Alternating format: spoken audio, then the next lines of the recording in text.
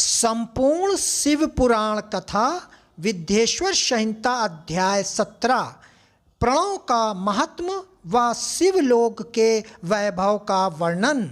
ऋषि बोले, महामुनि आप हमें प्रणव मंत्र का महात्म तथा शिव की भक्ति पूजा का विधान सुनाएं।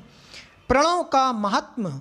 सूत जी ने कहा, महर्षियों आप लोग तपस्या के धनी हैं तथा आपने मनुष्यों की भलाई के लिए बहुत ही सुंदर प्रश्न किया है। मैं आपको इसका उत्तर सरल भाषा में दे रहा हूँ। प्रकृति से उत्पन्न संसार रूपी महासागर का नाम है प्रणव।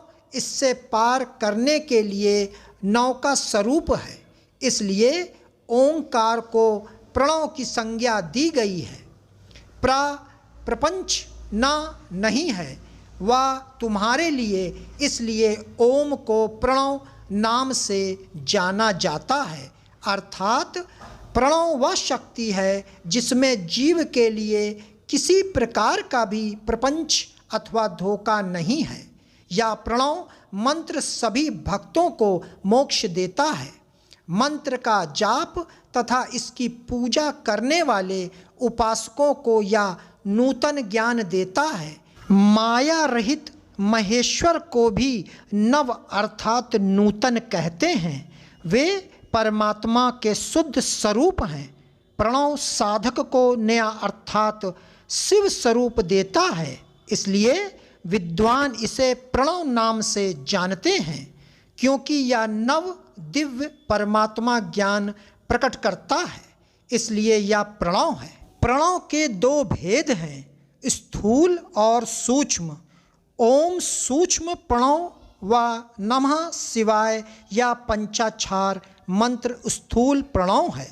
जीवन मुक्त पुरुष के लिए सूक्ष्म प्रणव के जाप का विधान है, क्योंकि यह सभी साधनों का सार है। देह का विकल्प होने तक सूक्ष्म प्रणव मंत्र का जाप अर्थभूत परमात्मा तत्व का अनुसंधान कराता है।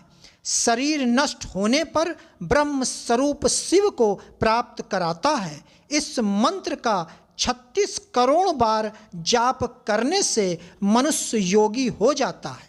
यह आकार, उकार, मकार, बिंदु और नाद सहित अर्थात आ, उ, मा 3 दीर्घ अक्षरों और मात्राओं सहित प्रणव होता है, जो योगियों के हृदय में निवास करता है।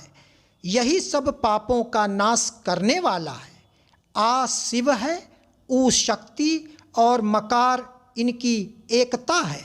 पृथ्वी, जल, तेज, वायु और आकाश, पंचभूत तथा शब्द, स्पर्श आदि 5 विषय कुल मिलाकर 10 वस्तुएं मनुष्यों की कामना के विषय हैं।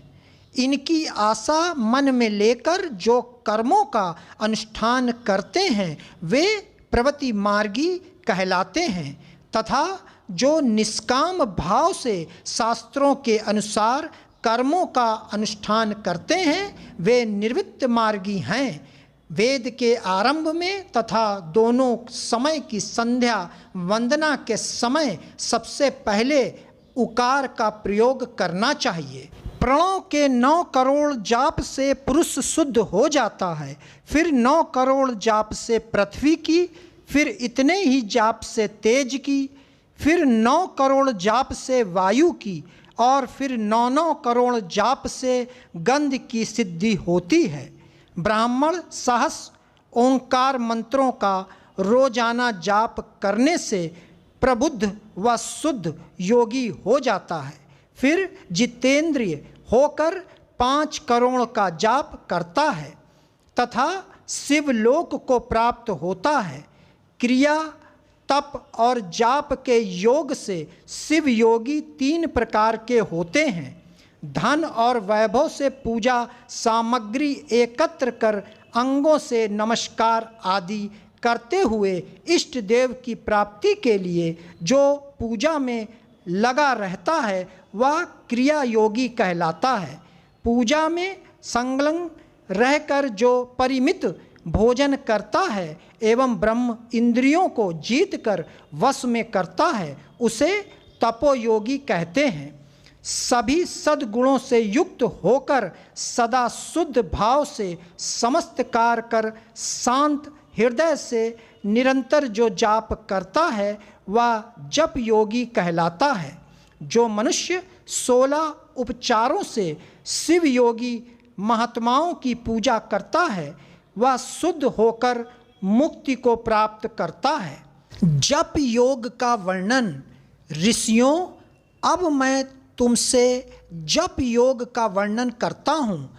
सर्वप्रथम मनुष्य को अपने मन को शुद्ध कर पंचाक्षर मंत्र नमः शिवाय का जाप करना चाहिए। यह मंत्र संपूर्ण सिद्धियां प्रदान करता है।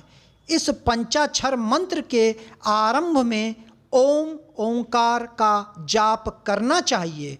गुरु के मुख से पंचाक्षर मंत्र का उपदेश पाकर कृष्ण पक्ष प्रतिपदा से लेकर चतुर्दशी तक साधक रोज एक बार परिमित भोजन करे, मौन रहे, इंद्रियों को वश में रखे, माता पिता की सेवा करे, नियम से एक सहस्र पंचाक्षर मंत्र का जाप करे, तभी उसका जप योग शुद्ध होता है।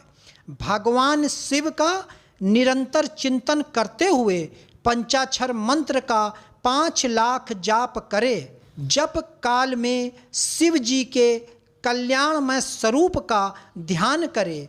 ऐसा ध्यान करे कि भगवान शिव कमल के आसन पर विराजमान हैं। उनका मस्तक गंगा जी और चंद्रमा की कला से सुशोभित है। उनकी बाईं ओर भगवती उमा विराजमान हैं। अनेक शिवगण वहाँ खड़े होकर उनकी अनुपम छवि को निहार रहे हैं। मन में सदा शिव का बारंबार स्मरण करते हुए सूर्य मंडल से पहले उनकी मानसिक पूजा करें। पूर्व की ओर मुख करके पंचाक्षर मंत्र का जाप करें। उन दिनों साधक शुद्ध कर्म करे तथा अशुद्ध कर्मों से बचा रहे। जाप की समाप्ति के दिन कृष्ण पक्ष की चतुर्दशी को शुद्ध होकर शुद्ध हृदय से 12 सहस्र जाप करे। तत्पश्चात ईशान, तत्पुरुष, अघोर, वामदेव तथा सघोजात के प्रतीक स्वरूप 5 शिव भक्त ब्राह्मणों का वर्ण कर शिव का पूजन विधि पूर्वक कर होम प्रारंभ करे। विधि विधान से भूमि को शुद्ध कर वेदी पर अग्नि प्रज्वलित करे। गाय के घी से 1100 अथवा 1000 आहुतियाँ स्वयं दे या 108 आहुतियाँ ब्राह्मण से दिलाए। दक्षिणा के रूप में 1 गाय अथवा बैल देना चाहिए। प्रतीक रूप 5 ब्राह्मणों के चरणों को धोए तथा उस जल से मस्तक को सींचे। ऐसा करने से अगणित तीर्थों में तत्काल स्नान का फल प्राप्त होता है। इसके उपरांत ब्राह्मणों को भरपूर भोजन कराकर देवेश्वर शिव से प्रार्थना करे। फिर 5 लाख जाप करने से समस्त पापों का नाश हो जाता है। पुनः 5 लाख जाप करने पर भूतल से सत्यलोक तक 14 भुवनों पर अधिकार प्राप्त हो जाता है। कर्म माया और ज्ञान माया का तात्पर्य। माँ का अर्थ है लक्ष्मी, उससे कर्म भोग प्राप्त होता है, इसलिए यह माया अथवा कर्म माया कहलाती है। इसी से ज्ञान भोग की प्राप्ति होती है, इसलिए उसे माया या ज्ञान माया भी कहा गया है। उपयुक्त सीमा से नीचे नश्वर भोग है और ऊपर नित्य भोग। नश्वर भोग में जीव साकाम कर्मों का अनुसरण करता हुआ विभिन्न योनियों व लोकों के चक्कर काटता है। बिंदु पूजा में तत्पर रहने वाले उपासक नीचे के लोकों में घूमते हैं। निष्काम भाव से शिवलिंग की पूजा करने वाले ऊपर के लोक में जाते हैं। नीचे कर्मलोक है और यहाँ सांसारिक जीव रहते हैं। ऊपर ज्ञान लोक है जिसमें मुक्त पुरुष रहते हैं और आध्यात्मिक उपासना करते हैं। शिवलोक के वैभव का वर्णन जो मनुष्य सत्य अहिंसा से भगवान शिव की पूजा में तात्पर रहते हैं, काल चक्र को पार कर जाते हैं। काल चक्रेश्वर की सीमा तक महेश्वर लोक है। उससे ऊपर वृषभ के आकार में धर्म की स्थिति है। उसके सत्य, सोच, अहिंसा और दया 4 पाद हैं।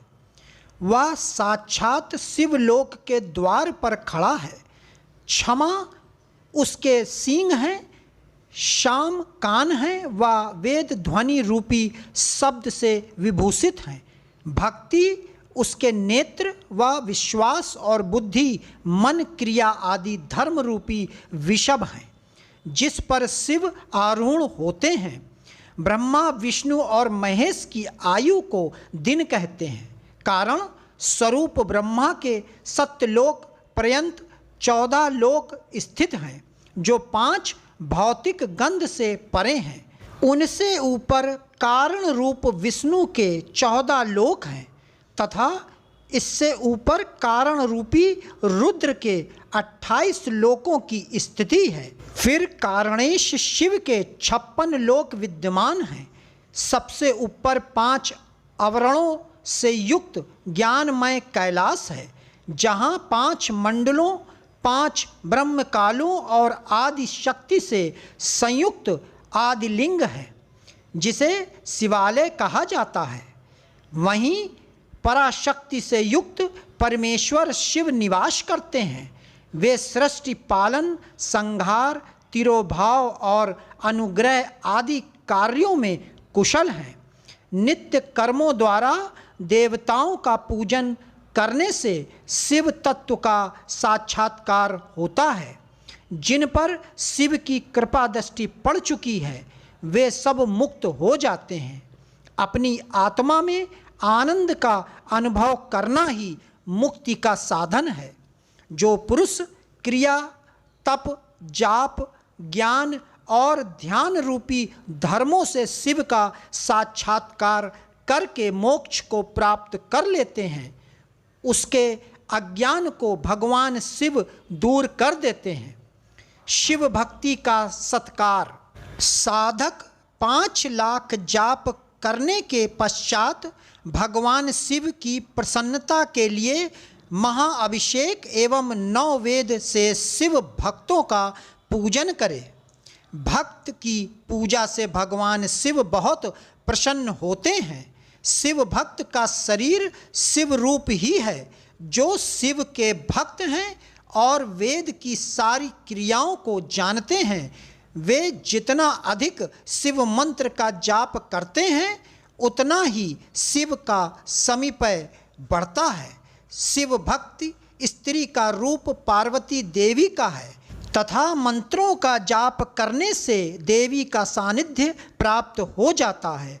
साधक स्वयं शिव स्वरूप होकर पराशक्ति अर्थात पार्वती का पूजन शक्ति बेर तथा लिंग का चित्र बनाकर अथवा मिट्टी से इनकी आकृति का निर्माण करके प्राण प्रतिष्ठा कर इसका पूजन करें। शिवलिंग को शिव मानकर अपने को शक्ति रूप समझकर शक्तिलिंग को देवी मानकर पूजन करें। शिव भक्त शिव मंत्र रूप होने के कारण शिव के स्वरूप हैं। जो 16 उपचारों से उनकी पूजा करता है उसे अभिष्ट फलों की प्राप्ति होती है। उपासना के उपरांत शिव भक्त की सेवा से विद्वानों पर शिवजी प्रसन्न होते हैं। 5, 10 या 100 सप्तनिक शिव भक्तों को बुलाकर आदर पूर्वक भोजन कराएं। शिव भावना रखते हुए निष्कपट पूजा करने से भूतल पर फिर जन्म नहीं होता।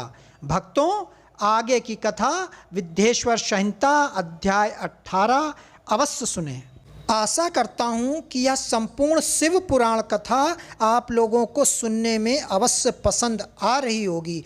तो हमें कमेंट में ओम नमः शिवाय लिखना ना भूलें और हमारे चैनल को लाइक करें, सब्सक्राइब करें। नमस्कार।